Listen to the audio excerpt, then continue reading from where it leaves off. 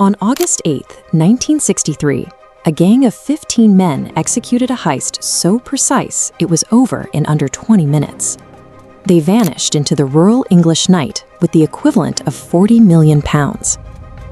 Their target was the overnight Royal Mail train running from Glasgow to London, specifically the front two carriages. They were packed with 120 mailbags stuffed with used banknotes bound for destruction. The operation was orchestrated by an antiques dealer and thief named Bruce Reynolds. He built the plan on highly sensitive railway and cargo schedules provided by an anonymous insider known only as the Ulsterman. To stop the speeding locomotive exactly where they wanted it, the gang manipulated a trackside signal. They covered the green light with a simple glove and attached a battery to illuminate the red light, bringing the train to a halt in the dark. Almost immediately, the public embraced a glamorous version of the story. It sounded like an impeccably planned, sophisticated triumph over the establishment by a crew of cunning masterminds. Down a steep embankment, the gang formed a human chain.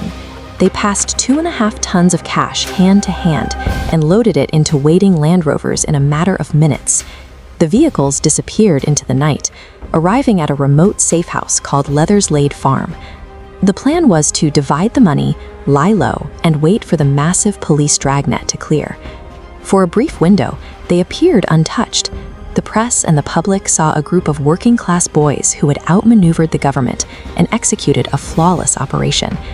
But that sophisticated facade hides the reality of what actually happened at Bridego Bridge. The operation was deeply flawed, increasingly chaotic, and surprisingly amateur.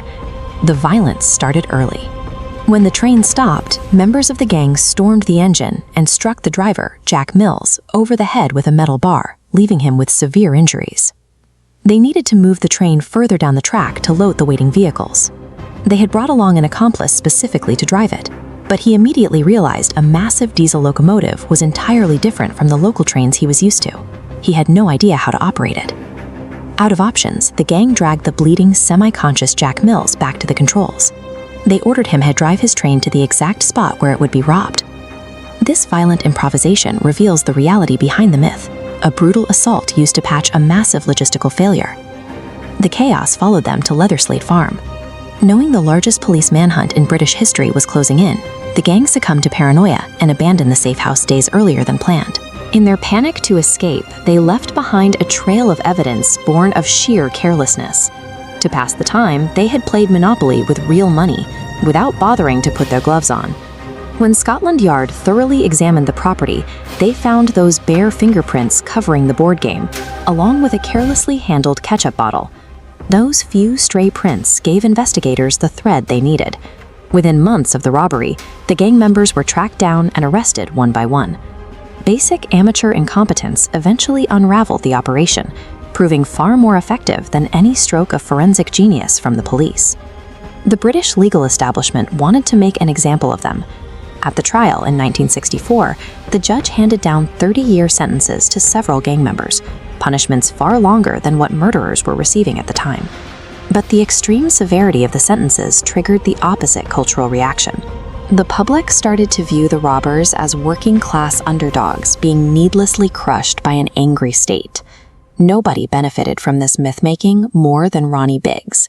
He was a minor player in the heist who scaled the wall of Wandsworth Prison with a rope ladder 15 months into his sentence, vanishing.